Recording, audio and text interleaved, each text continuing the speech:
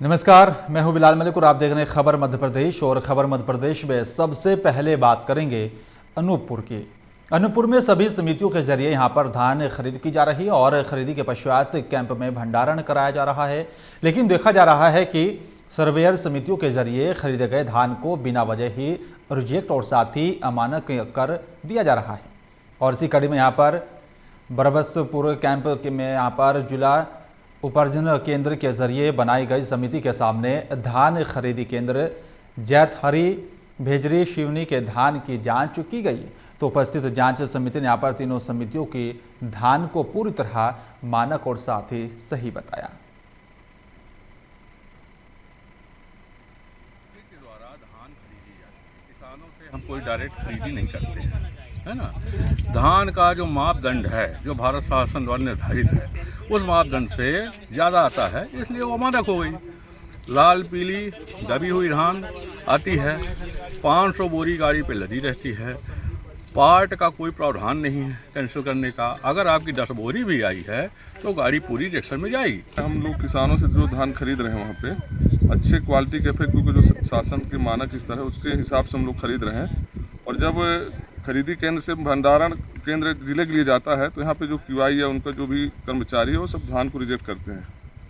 ये कहा जाता है कि नॉन इफेक्टिव है, और उसकी दोबारा जब जांच होती तो पास हो जाता है। भंडारण केंद्र में धान आने पे खाली नहीं होती 4-4 दिन, वो केवल ये कहते हैं किसी क्वालिटी ख़राब है, ये वापस कर दो उसको। उनको इन्होंने कहा तो उसके सामने एनालिसिस हुई है। वो एनालिसिस में जो आया है रिजल्ट वो अच्छा है और उसमें खरीदने के लिए उनको तैयारी कर ली है। तो क्या अब जितने भी जो वापस लौट के आए हैं क्या वो वापस खरीदे जाएंगे? अब नहीं जाएंगी, और जो भी गाड़ियाँ अब आएंगी, अगर ये इनकी नज़र में सैंपल फेल हो रहे हैं तो पहले हमको सूचना करेंगे और हम आके उसको विजिट करेंगे, फिर इसके बाद जो है उसका निर्णय लिया जाएगा भविष्य का। जो अभी जो पिछले 2-3 दिनों से घटनाक्रम चल रहा है, गाड़ियां आ रही वापस लौट रही फिर लौट के आ रही हैं, उन्हीं के मुद्दे में तो हम आए थे, उनका रिजॉल्व कर दिया गया है। समिति द्वारा धान खरीदी जाती है, किसानों से हम कोई डायरेक्ट खरीदी नहीं करते हैं, है ना। धान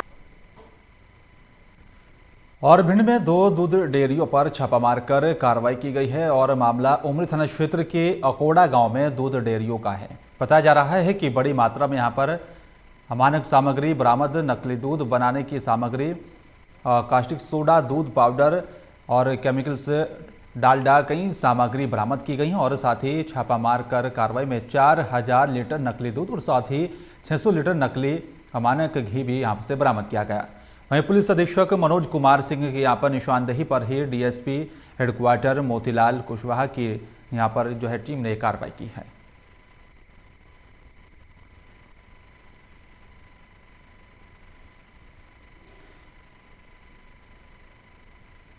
टीकर मैंने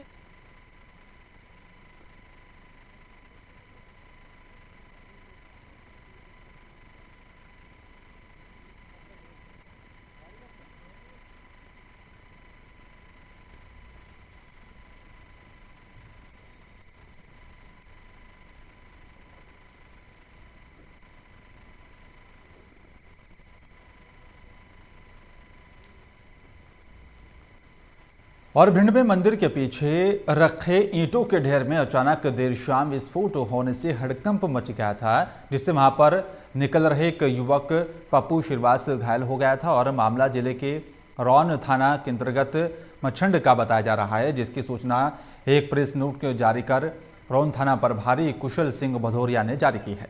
रौन थाना प्रभारी कुशल सिंह ने कहा है कि मंदिर के पीछे जो ईंटों का ढेर है, इसमें दीपावली के समय किसी ने विस्फोटक जो है बारूद रख दिया था, जिसके कारण दीपावली के समय का रखा बारूद शाम को ब्लास्ट हुआ है।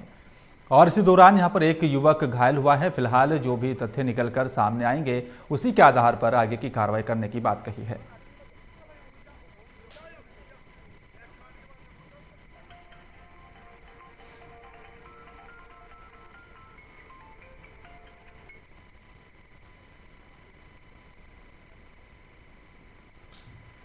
दमोह में धान में हो रहे काला दाना किसानों की मुश्किलें बढ़ा रहा है। और खबर पटेरा के अंतर्गत आने वाले ग्राम धनगुआ की है। आपको बता दें कि यहाँ पर क्षेत्र में धान की सबसे ज़्यादा पैदावार होती है और धान में काला दाना, जो कि सादा भी कहा जाता है, उसकी मात्रा अधिक हो जाने के कारण किसानों के लिए मुसीबत बन गया है। धान की काले दाने में शासन के नियम के मुताबिक 5% की छूट दी गई है, जबकि इस क्षेत्र की उपजाऊ भूमि में जो धान की पैदावार की जा रही है इसमें इसकी जो तादाद है वो अधिक मात्रा में होती है। काले धान के छिलके को यहाँ पर छील दिया जाए तो सफ़ेद चावल ही निकलता है, लेकिन रंग काला हो जाने के कारण ये किसानों की मुसीबत का सबब बन गया है, जिसके चलते किसान कहीं ना कहीं बेबस और साथ ही मजबूर हो जाते हैं। और अगर इसकी मात्रा कुछ और बढ़ा दी जाए तो यहाँ पर शायद किसानों के लिए राहत मिल सकती है। क्या होती है किसान के लिए, चावल धान में तो आएगा, वो तो हर हालत में किसान परेशान, हार्वेस्टर से कटाई हो रही, और काले दाना की छींटे आएंगी, वो तो किसान कितना भी नवेर है। या रोपावारी रहता साफ शुद्ध है तो भी रोपावारी में भी जमती है खेत से काले धान की, तो वो धान उपलब्ध होती है। काला दाना तो जैसे सबाइकी में है, रोपा भी लगवाओ फिर भी वो काला दाना रहता है। % है जो अगर 10% भी मिल जाओ तो किसान का बहुत राहत मिल जाएगी। शुरू से रहता है तो शुरू से रहा है, रोपा भी लगवाए फिर भी वो काला दाना मरता ही नहीं है। रोपा में भी होता है सर, तो बंजर करो वो कहीं से भी पैदा हो जाता है। और मध्य प्रदेश के डिंडोरी में यहाँ पर बजाग मुख्यालय से महज 3 किलोमीटर दूर सारंगपुर गांव में अचानक अज्ञात कारणों के चलते खलिहान में आग लग गई, जिससे धान की फसल जलकर राख हो गई है। जानकारी के मुताबिक खलिहान में 4 किसानों की फसल गहनी यहाँ पर रखी गई थी, लेकिन अचानक सोमवार देर शाम खलिहान में आग लग गई, जिसके बाद फायर ब्रिगेड ने मौके पर पहुंचकर आग पर काबू पाया, लेकिन आग से करीब 100 क्विंटल धान जलकर राख हो गया है। और वहीं पीड़ित किसानों ने प्रशासन से मुआवजे की गुहार लगाई है। और गांव में चिल्लाते चिल्लाते बच्चा लोग गए, आग लग गया खलिहान में।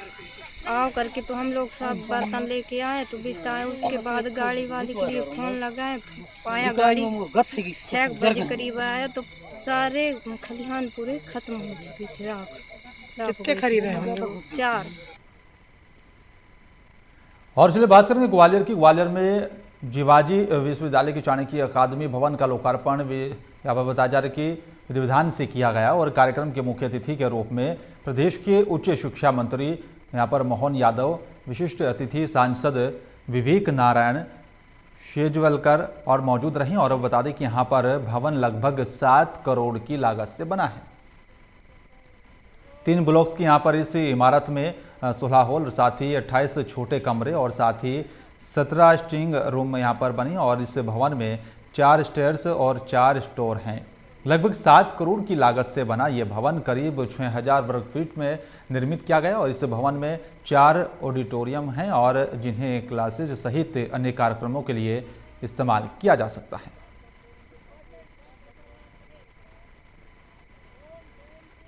देखिए, मैंने कहा कि विकास के लिए टैक्स भी आवश्यकता है, इसलिए ऐसे टैक्स के अन्य करों की समय समय पर समीक्षा होती रहती है और समय समय पर बढ़ते घटते रहते हैं। आज कोरोना के वजह से हमें प्रदेशों में भी और पूरे देश में काफ़ी असर पड़ा है और कई काम ऐसे महत्वपूर्ण हैं वो थमे।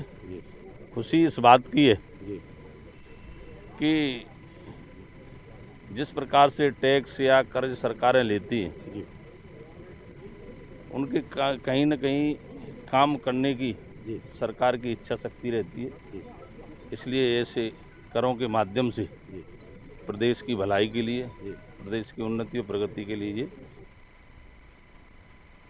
ग्वालियर व्यापार मेला वर्ष 2020-21 की आयोजन को कोरोना के चलते रोक दिया गया है, जिसके बाद श्रीमंत माधवराव सिंधिया सहित कार्यकर्ता धरने पर बैठ गए और मेले लगाए जाने की यहाँ पर मांग की जा रही है। श्रीमंत माधवराव सिंधिया का यहाँ पर कहना है कि अब मेला लगना चाहिए और कई गरीब दुकानदार हैं जो इस मेले से अपनी रोजी रोटी चलाते हैं।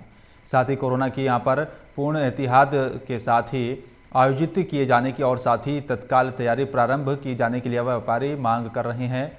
मेले की सुंदरता और साथ ही गरिमा को बनाए रखने के लिए मध्य प्रदेश शासन के जरिए साल 2019 में ग्वालियर व्यापार मेले में बिकने वाले वाहनों को भी रजिस्ट्रेशन शुल्क में 50% की छूट भी दी थी, और जिसकी वजह से 100 करोड़ रुपए का यहाँ पर कारोबार जो है व्यापार मेले में हुआ था और इसी मेले की तैयारी अगस्त से ही शुरू हो जाती है। ग्वालियर व्यापार मेला व्यापारी संघ के तत्वाधान में ग्वालियर मेले के इस ऑफिस पर आज व्यापारी संघ के द्वारा धरना दिया जा रहा है। हमारी केवल एक मांग है कि मेला लगना चाहिए। ये मेला है और ऐतिहासिक मेला है। इस मेले में हजारों सैलानी जो आते हैं, इसके साथ साथ वो गरीब दुकानदार जिनकी साल भर की रोजी रोटी का साधन ये मेला है। कभी भी हमारे व्यापारी ने शासन की किसी बात का उल्लंघन नहीं किया। इसीलिए हम आज ये कहना चाहते हैं कि शासन जैसा चाहेगा वैसा करे, लेकिन हमको मेला लगाने की अनुमति प्रदान करें। हमको ग्वालियर का मेला लगाना है ताकि ये वर्षों से चलने वाली परंपरा समाप्त ना हो, ये परंपरा अनवरत चलती रहे, ये हमारा आग्रह है। देखो, व्यापारी संगठन ने जो हमें ज्ञापन दिया है, ज्ञापन से के पहले ही हमारे यहाँ से मुख्यालय भोपाल और से पत्राचार चल रहा है। जो कोविड के जो दिशा निर्देश शासन और प्रशासन से मिलेंगे, उसके अनुरूप ही मेला प्राधिकरण कार्रवाई करेगा। और इनके ज्ञापन जो प्राप्त हुआ था, हमने माननीय मंत्री जी की ओर अग्रेसित कर दिया है। वहाँ से जो उचित मार्गदर्शन प्राप्त होगा, उसके अनुसार ही हम मेले की कार्रवाई करें। मेले में 50-50 चांस है कि हम चाहते हैं मेला थोड़ा लेट लगा, ताकि जो कोरोना का इफेक्ट जो ठंड के कारण से है, तो थोड़ा सा जनवरी एंड या फरवरी फर्स्ट वीक में लगाने के प्रयास करेंगे, ताकि क्या कोरोना का। और नए किसान कानून को वापस लेने की मांग को लेकर किसान संगठनों को कांग्रेस का भी समर्थन मिल रहा है। और आपको बता दें कि यहाँ पर सुबह से ही सिवनी मालवा तहसील में बाजार पूरी तरह से बंद रहे। भारत बंद को लेकर कांग्रेसी कार्यकर्ताओं के साथ पदाधिकारी भी सड़क पर उतर आए, लेकिन बाजार सुबह से ही पूरी तरह से बंद नजर आए हैं। वहीं दूसरी ओर बीजेपी कार्यकर्ताओं के प्रतिष्ठान भी बंद रहे हैं, जिसको लेकर नगर में सुबुगाहट भी सुनाई दी है। और बंद के आह्वान के यहाँ पर देखते हुए ही प्रशासन और साथ ही पुलिस महकमा पूरी तरह से मुस्तैद नजर आया। साथ ही जगह जगह पर पुलिस बल को तैनात किया गया था। सभी कांग्रेस पार्टी ने आज भारत बंद का समर्थन किया और हमने कल व्यापारी भाइयों से और जनता से ये सहयोग मांगा था कि पूरा बाजार बंद रहे। और आज भी हमने सभी से निवेदन किया और हमारे निवेदन पर आज भारत बंद के साथ साथ सिवनी मालवा के व्यापारी भाइयों ने भी सहयोग कर ये मार्केट बंद किया है। पूरा सिवनी मालवा बंद है, उसका हम कांग्रेस पार्टी की तरफ से धन्यवाद देते हैं। और इंदौर में एक प्रतिष्ठित नफीस परिवार को बदमाश यहाँ पर जो है माफ कीजिएगा बदनाम करने की साजिश का मामला सामने आ रहा है। आपको बता दें कि यहाँ पर CANRC आंदोलन को लेकर एक परिवार पर आरोप लगाए जा रहे हैं कि यहाँ पर परिवार के एक शख्स नफीस ने प्रधानमंत्री नरेंद्र मोदी और साथ ही RSS प्रमुख मोहन भागवत पर आपत्तिजनक टिप्पणी की है। और साथ ही एक वीडियो भी सोशल मीडिया पर वायरल हो रहा है, जिसके बाद नफीस ने यहाँ पर पुलिस थाने जाकर शिकायत दर्ज करवाई है और कहा है कि नफीस परिवार की छवि को धूमिल किया जा रहा है। इस वीडियो में जो शख्स आपत्तिजनक टिप्पणी कर रहा है वो इंदौर का नहीं है और बताया जा रहा है कि नफीस बेकरी की दुकान चलाता है और जिसके चलते उसके परिवार के यहाँ पर जो है छवि को धूमिल किया जा रहा है। इसकी शिकायत पर आरोपियों को गिरफ्तार करने की भी बात कही गई है। वहीं पुलिस का कहना है कि समाज में इस तरह की जो है छवि को फैलाने वालों के खिलाफ कड़ी से कड़ी कार्रवाई की जाएगी। ये अपने इंदौर के प्रतिष्ठित और अच्छी तरह से जाने माने हुए परिवार के सभ्य व्यक्ति हैं। इनके खिलाफ साजिश के तहत किन्हीं असामाजिक तत्वों ने विगत 2-3 दिनों से एक वीडियो वायरल कर रहे हैं, जिसमें कि माननीय श्री प्रधानमंत्री जी एवं संघ के सरसंघ संचालक श्री मोहन भागवत जी के खिलाफ अपशब्दों का उपयोग किया गया है। जबकि जो बोलने वाला पर्सन है वीडियो में, वो पूर्ण तरह से अज्ञात है। इसका नफीस परिवार से फ़िलहाल तक कोई लेना देना, कोई संबंध अभी तक स्थापित होना ऐसा कुछ बताया नहीं जा रहा है। इसी के संबंध में आज यहाँ पर थाना तुकोगंज में चूँकि शिकायत पत्र हम लोगों ने प्रस्तुत किया है माननीय श्री थाना प्रभारी जी के सामने, और उन्होंने आश्वासन दिया है कि इस पर तुरंत त्वरित कार्रवाई कर जो भी षड्यंत्रकारी लोग हैं उन्हें हिरासत में लेकर। झाबुआ की तीनों विधानसभा की तहसीलों में तहसीलदार और साथ ही थाना प्रभारियों ने पुलिस बल के साथ कानून की बागडोर को संभाल रखा था और जिससे धारा 144 का उल्लंघन ना हो। आपको बता दें कि कृषि बिल के विरोध में जो है संपूर्ण भारत बंद बुलाया गया था। उसी के समर्थन में यहाँ पर जो है किसानों ने भारत बंद का समर्थन मांगा था। और आपको बता दें कि यहाँ पर किसान यूनियन के अध्यक्ष महेंद्र हामण ने भी प्रेस वार्ता कर ये बताया था कि झाबुआ जिले के किसान भी भारत बंद के समर्थन में उतरेंगे, लेकिन सवेरे से यहाँ पर प्रशासन के जरिए जो है सख्ती बरतेगा और साथ ही जिसमें ये भी यहाँ पर देखा गया कि कोई भी किसान भारत बंद में हिस्सा नहीं ले पाया। जबकि झाबुआ जिले के यहाँ पर तीनों विधानसभा में कांग्रेस के विधायक धरने पर नजर आए। कुछ नहीं, पूरे देश में आज पीड़ित किसानों ने, पूरे देश के पीड़ित किसानों ने भारत बंद का आह्वान किया है। हम उसके समर्थन में और जिला कांग्रेस कमेटी और पूरे देश की अखिल भारतीय कांग्रेस कमेटी, प्रदेश कांग्रेस कमेटी हमारी मध्य प्रदेश की, सभी ने आज किसान आंदोलन को समर्थन देते हुए उनके साथ हम खड़ी है। कांग्रेस पूरी उन किसानों के साथ खड़ी है देश के।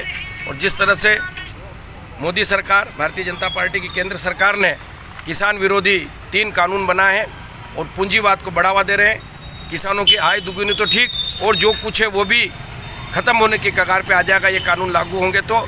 ऐसी स्थिति में आज जिला कांग्रेस कमेटी झाबुआ की किसानों के साथ इस आंदोलन में खड़ी है और उनके मांगों का।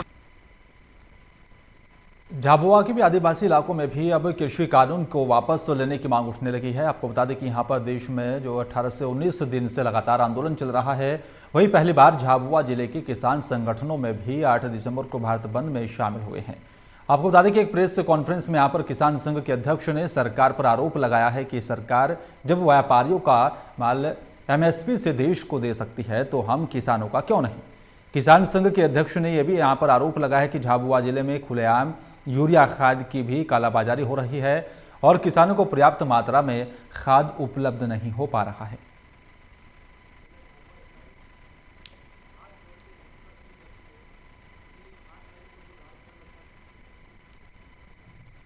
और पंधाना विधायक राम दांगोरे ने भी भगवंत सागर परियोजना पर जाकर पंधाना पेयजल योजना का निरीक्षण किया है, जहां ठेकेदार और साथ अधिकारियों की लापरवाही से 12 करोड़ 25 लाख रुपए की मुख्यमंत्री शहरी पेयजल योजना अधर में लटकी हुई है। इस दौरान ठेकेदार को तलब कर दिया गया और साथ ही 1 महीने के अंदर पंधाना वासियों को पेयजल उपलब्ध कराने के निर्देश जारी किए गए।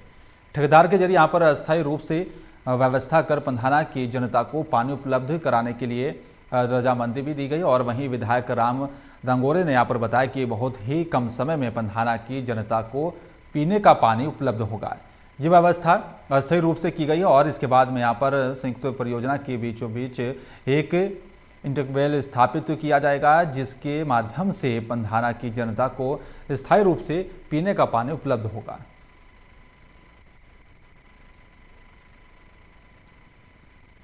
इंटेकवेल का काम चालू हो गया है। अस्थायी रूप से पानी ले जाएंगे पंधाना में। मोटर कसने का काम प्रारंभ कर दिया है और इंटेकवेल के ऊपर साफ सफाई कर दी है और सारी तैयारियां हो गई है। लगभग 5 से 7 रोज के अंदर पानी चला जाएगा पंधाना में। आज बहुत खुशी हो रही है कि हमारी पंधाना विधानसभा क्षेत्र के पंधाना नगर के लिए जो माननीय मुख्यमंत्री शिवराज सिंह चौहान जी ने लगभग 12.5 करोड़ रुपए की जो योजना बनाई थी मुख्यमंत्री पेयजल योजना के अंतर्गत, लंबे समय से वो लापरवाहियों के कारण पेंडिंग थी। आज उसका लगभग कार्य हम लोग पूर्ण करने के लिए जा रहे हैं और अस्थायी रूप से पंधाना नगर को 8 से 10 दिन में हम लोग। और चलिए बात करेंगे मंडला की। मंडला में ग्रामीणों से रिश्वत लेने का मामला सामने आया है। आपको बता दें कि यहाँ पर ग्राम पंचायत सजर में भी पदस्थ सहायक सचिव राम सेवक खैरवार के काम से ग्रामीण परेशान हैं। पंचायत के ग्रामीणों का यहाँ पर आरोप है कि यहाँ पर पदस्थ रोजगार सहायक सचिव के जरिए रोजगार गारंटी से संबंधित कार्य हो या फिर हितग्राही मतलब सभी में भारी वित्तीय भ्रष्टाचार और साथ ही अनियमितताएं की गई हैं। फर्जी मस्ट्रोल और के माध्यम से यहाँ पर लाखों रुपया जो है इकट्ठा किया जा रहा है और हितग्राही मूलक कार्यों का लाभ दिलाने के लिए रिश्वत की मांग करता है। खेतमेड़ बांधने के कार्यों में भी यहाँ पर भारी भ्रष्टाचार हो रहा है और पंचायत की बिना सहमति और साथ ही मापदंड के अपने छोटे भाई की पत्नी का आशा कार्यकर्ता नियुक्ति करवा दिया गया, जिसके बाद अधिकारियों से शिकायत करने ग्रामीण पहुंचे।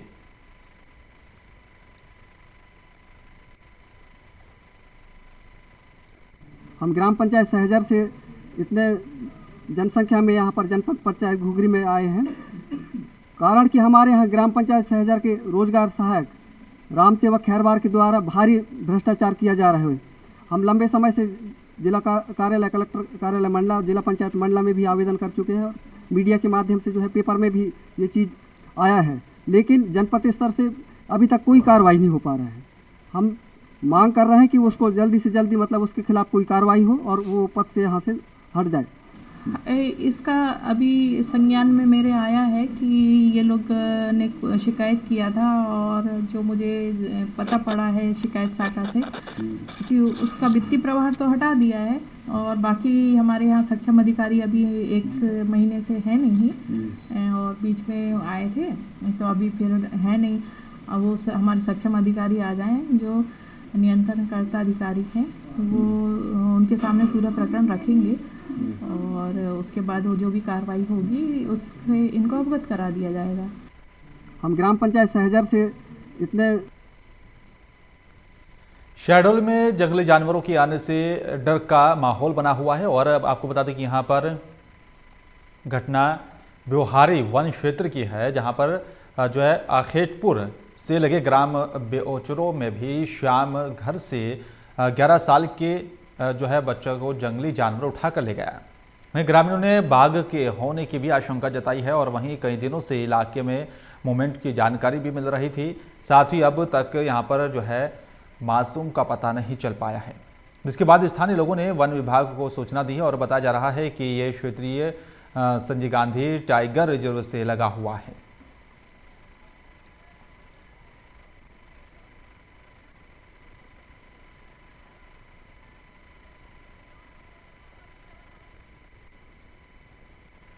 शहडोल में प्रदेश के स्वास्थ्य मंत्री डॉक्टर प्रभुराम चौधरी, जिला कुशाभाऊ ठाकरे जिला चिकित्सालय पहुंचे और स्वास्थ्य मंत्री डॉक्टर प्रभुराम चौधरी ने यहां पर जिला चिकित्सालय का निरीक्षण किया। साथ ही मीडिया के सवालों से भी मंत्री बचते हुए नजर आए हैं। आपको बता दें कि बीते 26 नवंबर से सोमवार तक AMCU PICU में यहां पर 18 बच्चों की मौत हो चुकी थी और उन सवालों से मंत्री जी बचते हुए नजर आए हैं।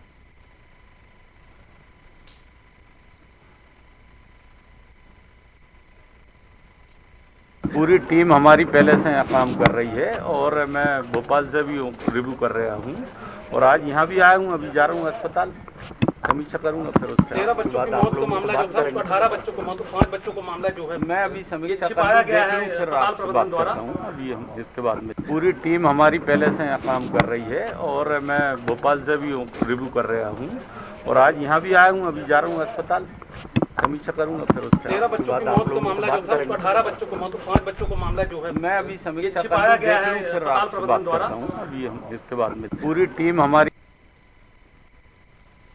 मंडला में केंद्र सरकार के जरिए लगाए गए कृषि कानूनों के विरोध में पूरा भारत बंद था और इस दौरान मंडला जिले के नैनपुर जनपद में भी जहां किसानों ने 250 ट्रैक्टरों में आकर बंद का आह्वान किया, वहीं जिले में यहाँ पर बंद का असर देखने को मिला है। किसानों के इस बंद का समर्थन कांग्रेस कमेटी जैस और साथ ही JSU ने भी किया है और जिला मुख्यालय पर बंद का कोई विशेष असर देखने को नहीं मिला। किसानों के साथ शामिल संगठनों ने व्यापारियों से भी बाजार बंद का आह्वान किया है। संगठनों ने समस्त व्यापारियों से अपने प्रतिष्ठान बंद रखने की अपील की थी और बताया गया है कि हमेशा किसानों की लड़ाई में हम खड़े रहेंगे और वहीं शांति व्यवस्था बनाने को लेकर भी पुलिस बल मौजूद रहा। पूरे देश के किसानों ने 8 दिसंबर को भारत बंद का अपनी मांग को लेकर कि जो मोदी सरकार ने जो काला कानून बनाया है, इस कानून को वापस ले और सिर्फ इसमें एक लाइन जोड़नी है जो किसान लोग चाहते हैं कि MSP का निर्धारण हो, MSP निर्धारित हो पूरे देश में। सिर्फ इस बात को लेकर और एक छोटी सी बात को भी देश की प्रधानमंत्री, देश की मोदी सरकार एक छोटी सी लाइन को भी उस कानून में नहीं जोड़ रही। तो इससे ये प्रतीत होता है कि ये मोदी सरकार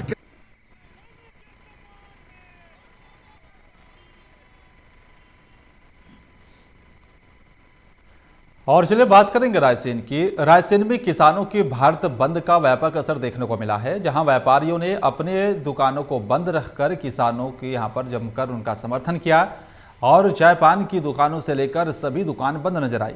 आपको बता दें कि केंद्र सरकार के कृषि बिल के विरोध में रायसेन जिले में यहाँ पर किसानों के देशव्यापी बंद का व्यापक असर देखने को मिला है और किसानों ने कांग्रेस कार्यकर्ताओं के साथ बाजार में निकलकर सांकेतिक रूप से लोगों से बंद का आह्वान किया। इस दौरान नगर का गंज बाजार, सराफा बाजार सहित महामाया चौक के यहाँ पर लगभग सभी दुकानें बंद रही। इस दौरान किसानों के साथ कांग्रेस पार्टी ने भी इस बंद को अपना समर्थन दिया। कांग्रेस ने यहाँ पर रैली निकालकर प्रधानमंत्री नरेंद्र मोदी के खिलाफ जमकर नारेबाजी भी की है। आज इस तरह के पूरे देश का किसान परेशान है। केंद्र सरकार ने जो किसान विरोधी कानून लेकर आए हैं और पूरा दिल्ली में और दिल्ली के आसपास पंजाब, हरियाणा और पूरे देश का किसान उसका विरोध कर रहा है। कांग्रेस पार्टी भी उस कानून के विरोध में है और किसानों का समर्थन कर रही है और उसी का जो किसानों ने जो आह्वान किया है पूरे भारत बंद का, कांग्रेस पार्टी हमारे मध्य प्रदेश कांग्रेस कमेटी के आह्वान पर पूरे प्रदेश का कांग्रेस कार्यकर्ता भी उसमें एकजुट होकर किसानों के समर्थन में और केंद्र सरकार के विरोध में इस आंदोलन में सहभागी है और भारत बंद का समर्थन।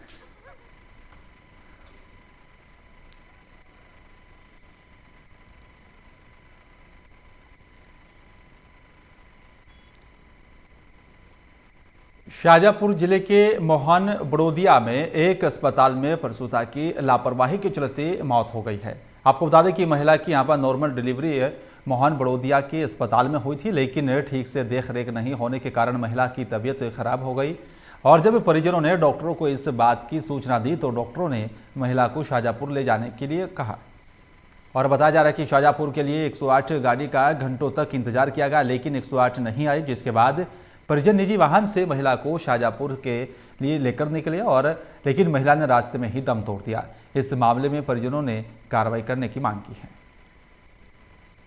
लगभग 2-2:30 बजे फ़ोन लगाया था, गाड़ी आ गई थी 108 और उसके बाद नॉर्मल डिलीवरी भी हो गई थी और डॉक्टर वगैरह सबने बोला कि सब कुछ व्यवस्थित है, ठीक है और 8-8:30 बजे तक बढ़िया थी। कुछ घबराहट हुई थी कि हमने इसका ट्रीटमेंट कर दिया है और आराम हो जाएगा। उसके बाद 9-9:30 बजे वापस बोला कि ये ज़्यादा सीरियस, इसको रेफ़र करना पड़ेगा।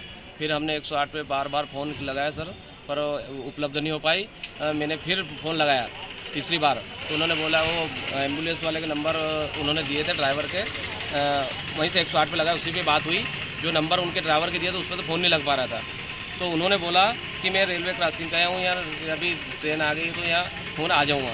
वो नहीं आए, फिर हम निजी वाहन करके लाए और वो अस्पताल से एक सिलेंडर गैस का बाटल वगैरह लिए। उसकी हालत वो ज़्यादा गंभीर थी, लो मतलब उसका बीपी लो हो चुका था और यहाँ आते आते अस्पताल में लाते।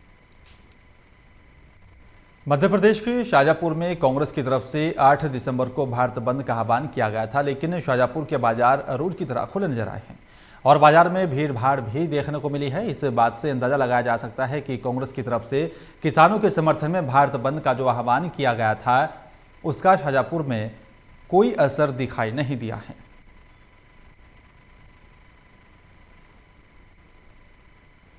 और शाजापुर में सैनिकों ने अपनी मांगों को लेकर जिला कलेक्टर को ज्ञापन दिया है। आपको बता दें कि यहां पर ज्ञापन में 2016 के जो नियम लागू किए गए थे उन्हें निरस्त करने की मांग की गई है और 2011 के नियम लागू किए जाएं।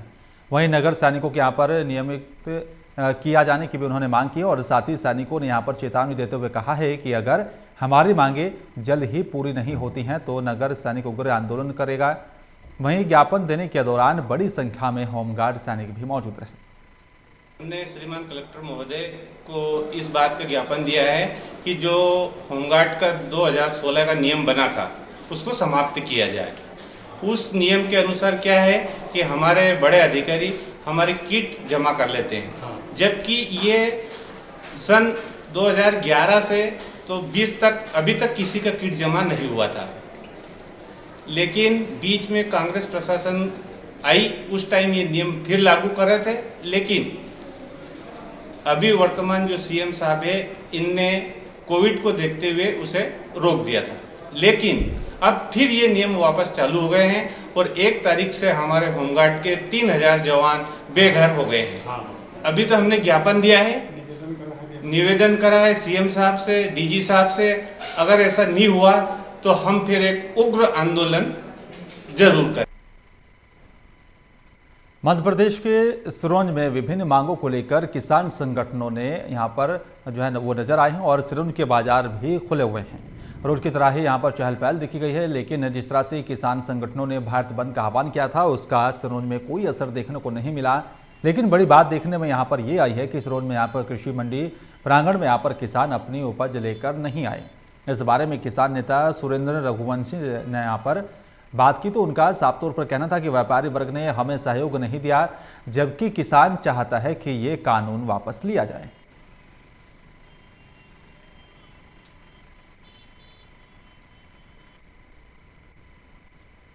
और फिलहाल इस बुलेटिन में मेरे साथ सिर्फ इतना ही। बाकी तमाम खबरों के लिए आप देखते रहिए लोकमंच। नमस्कार।